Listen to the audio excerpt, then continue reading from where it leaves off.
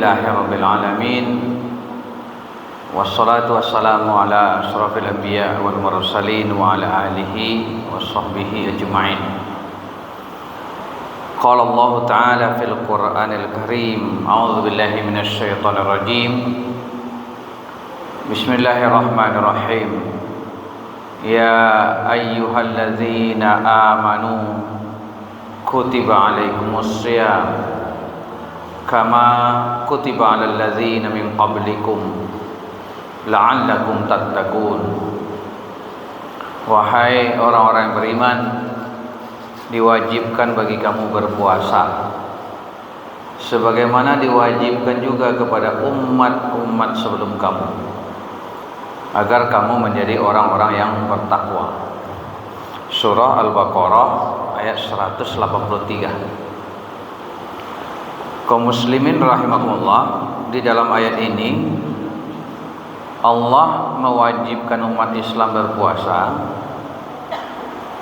bukan hanya umat Islam tetapi juga umat-umat sebelum umat Islam, umat Nasrani, Yahudi, sampai ke Nabi Adam. Apa maknanya ini? Pertama, sesungguhnya syariat agama Allah itu berkaitan, berketerusan,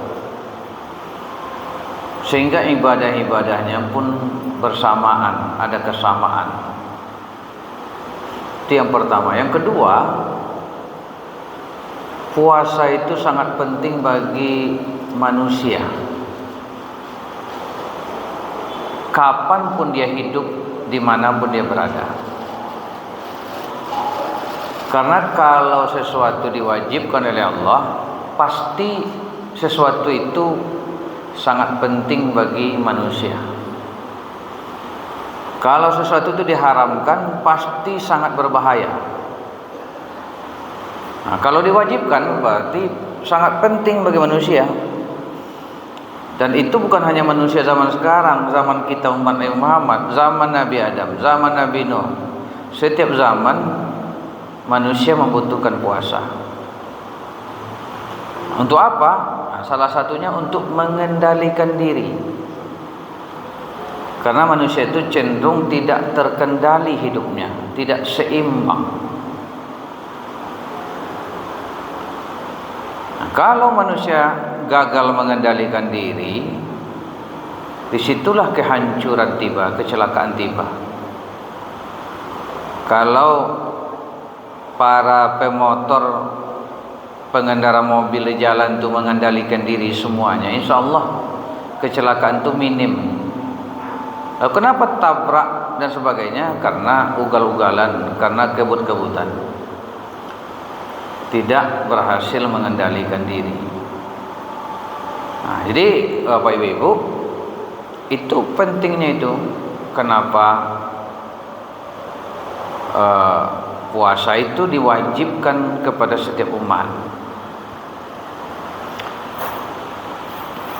Di dalam beberapa tafsir diterangkan bahwa Nabi Adam itu dalam tafsir As-Sa'labi berpuasa 3 hari di tengah bulan, 13, 14, 15, bulan-bulan Qamariyah, seperti Muharram, Safar dan sebagainya itu.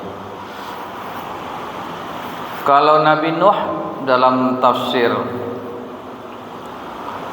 At-Tabari, mereka berpuasa 10 Muharram.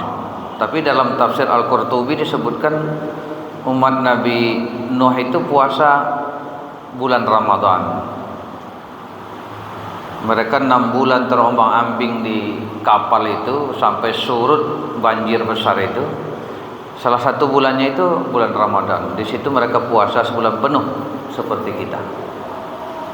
Jadi kata tafsir At-Tabari tadi, Al-Qurtubi, umat pertama yang mempuasakan Ramadan itu adalah umat Nabi Nuh.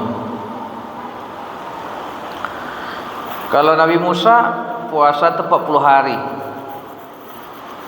Ketika beliau akan menerima wahyu, puasa 40 hari, dan itu kemudian diikuti oleh umatnya. Nabi Daud puasa sehari, berbuka sehari. Afdalus shaum, kata Nabi Muhammad, afdalus shaum shaumi akhi Daud kana yasumu yauman wa yuftiru yauman.